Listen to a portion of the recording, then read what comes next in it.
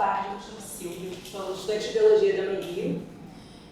Meu trabalho é sobre bioprospecção e utilização de bactérias promotoras de crescimento em plantas. Eu fui orientada pelo professor Victor Augusto Marins e fiz a pesquisa no LACOM, que é o laboratório aqui da Escola de Nutrição. Bom, aqui na introdução a gente coloca que nos últimos anos os insumos têm se consolidado como uma solução sustentável para a agricultura, né? Oferecendo uma alternativa a esse modelo atual, que utiliza agrotóxicos e fertilizantes. Derivados de micro-organismos, extratos vegetais e outros recursos, eles promovem o crescimento saudável da planta, ajudam no controle biológico de plagas e auxiliam na recuperação do solo. E aí aqui eu falo um pouquinho do projeto, né, que ele propõe a bioprospecção de bactérias hemofíticas, que são bactérias presentes dentro das plantas, e contribui para a produção de alimentos mais nutritivos, livres de resíduos tóxicos, e promovem práticas agroecológicas. Aqui eu coloco a imagenzinha da One Health, que é a saúde única, né, onde é uma abordagem integrada que envolve, que considera a evolução de todo o ecossistema. Quando a gente considera que o solo está saudável, automaticamente a gente tem uma planta mais saudável, um animal mais saudável e um ser humano mais saudável, melhorando assim a qualidade de todo o ecossistema.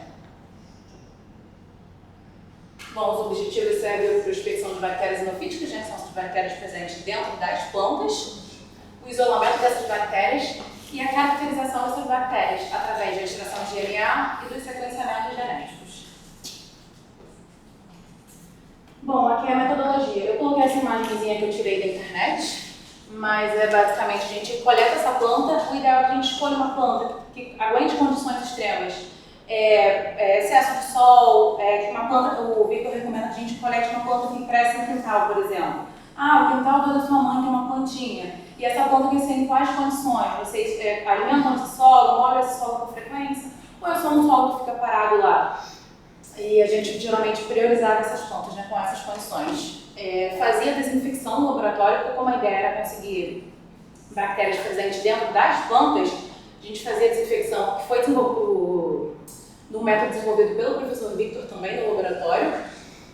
Fazia todo esse processo, macerava, e aqui eu coloquei uma fotinha de como inicia todo o processo. A gente faz esse macerado, fica tipo um caldo líquido, espalha no meio de cultura rico em nutrientes, né? Não é seletivo, mas é rico, e crescem várias bactérias, são várias colônias aqui. E a partir desse primeiro passo, a gente vai fazendo o processo para esse isolamento dessas bactérias. E elas vão ficando mais isoladinhas assim, porque a gente vai pegando as colônias específicas e vai semeando por esgotamento nas plaquinhas até chegar o resultado final.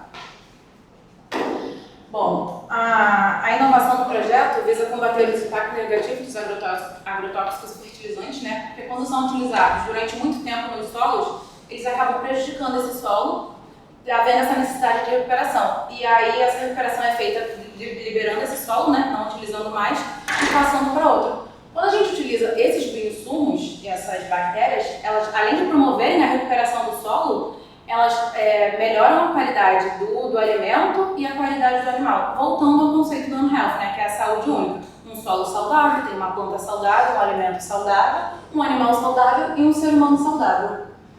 E, além disso, o projeto também busca a distribuição desses bioinsumos para pequenos agricultores.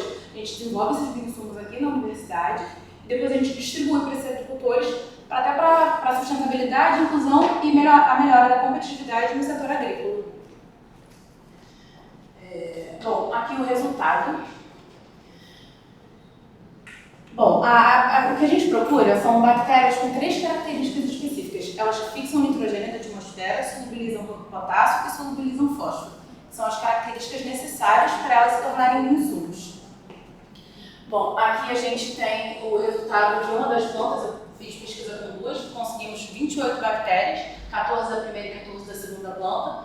E aqui mostra o início do processo. A gente começa com um meio de cultura rico em nutrientes e vai fazendo a seleção até chegar no processo final.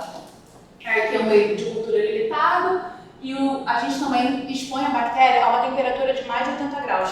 Porque quanto mais essa bactéria aguentar as variações, temperatura, a gente congela, depois descongela, coloca em meio de cultura novamente para ver se elas são resistentes e aguentariam um processo de distribuição posterior.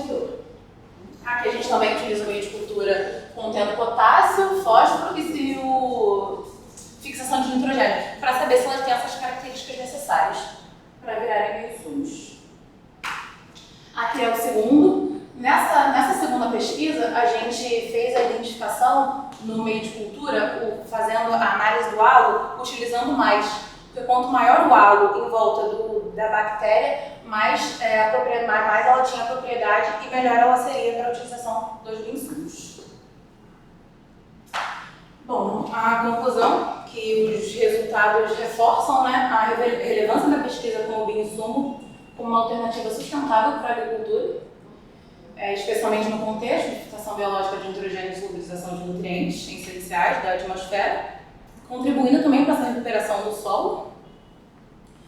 E uma observação é que para a gente confirmar, para esse projeto continuar, a gente precisa de estudos complementares.